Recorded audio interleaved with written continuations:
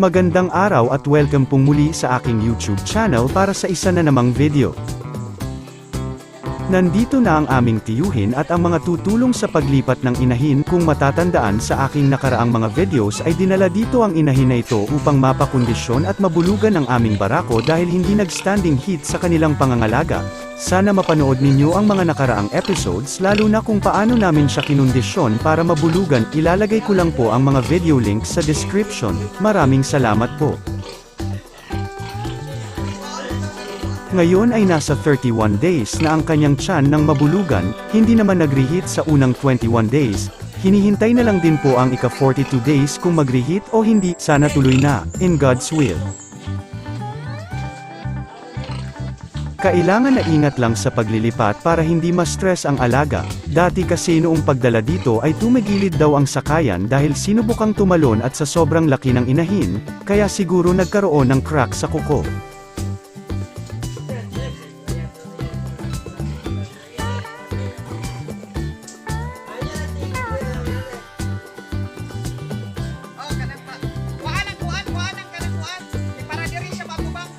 Enjoy lang po sa panunood kung paano ipapasakay ang inahin na hindi gaanong ma-stress.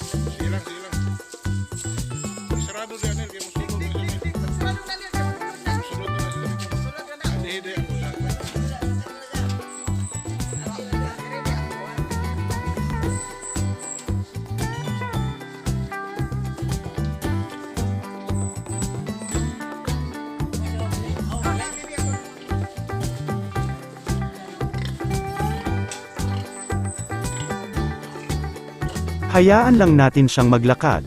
Huwag itulak, sisipain o hihilahin ng tali dahil magpumiglas siya. Bigyan ng pakain papunta o papasok sa sakayan.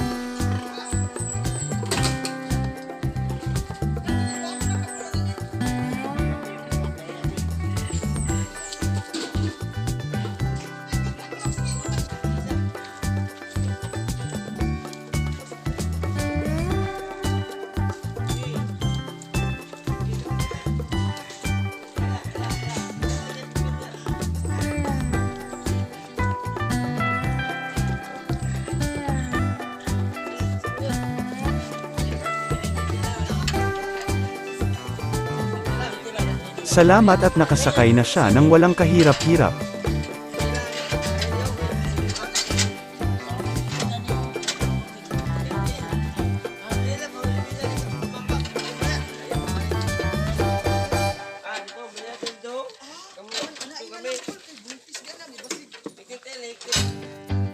Lagyan ng tali ang isang paa at mga harang sa may uluhan dahil noon ay tumalon siya kaya na out of balance ang sakayan.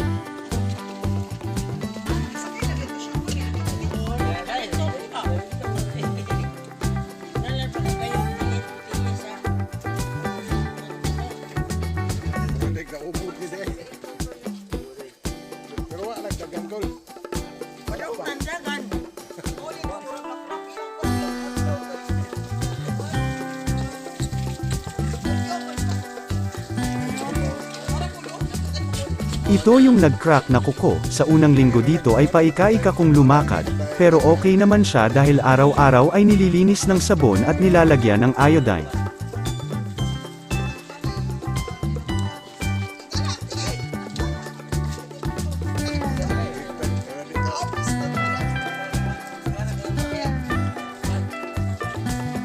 Na-secure na siya.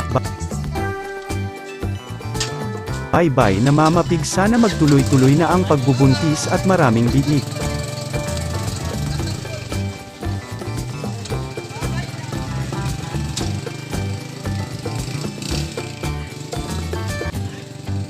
Hanggang dito na lamang po ang aking video at sana ay nagustuhan. Maraming salamat sa panunood at happy farming mga kaibigan.